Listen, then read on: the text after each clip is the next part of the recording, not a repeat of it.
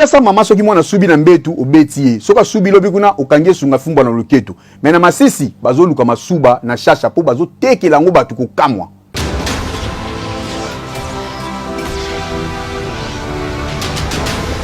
Masuba est remplacé Fimé na kati ya bilanga ko kamwa. Tozali awa na sud-ouest ya ville ya Goma, chef-lieu Nord Kivu, précisément na village Chacha na République démocratique du Congo. Village oyo ezali situé na trentaine de kilomètres ya Masisi, précisément musala ya population ezalaka agriculture. Donc balona ka babilanga kaka ndenge bozali komona.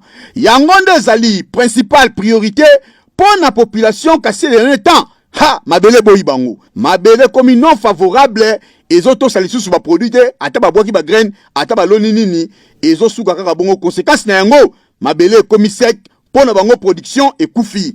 Kasi pona ko pallier na yango, batu ya bilanga ba komi ko kene ko somba masuba, bazo salela yango lokola engrais chimie. Donc et comme pena ba koti na ville ba beleli, nana zana masuba, batu ba subi na ba bidon, oye, moyena masuba na oye nango. Pour na 20 litres ya masuba, bazwela yango 12 000 francs congolais au pesi bango, ba pesi yombongo, kope koti na kata mboka.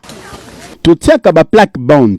Sima totie masuba yango nde bomaka ba insecte nyonso. Eza méthode ya bien pona komatisa production na biso. Kokamwa kope komi ganya na chassa na Masisi.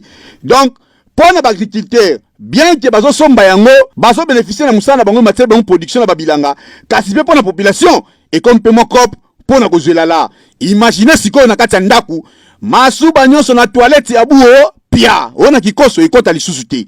Papa, mama, mwana, yaya, mutu na bidon na coin. Oui, madame bapongia ba 3 ezaka krrr, osubi, okuna subi atoni si bidon, mbangu na NG ba koteka masuba pour 12 000 et amuninga noté. Imaginez siko osubi 60 litres. Okoma na combien na mabuku.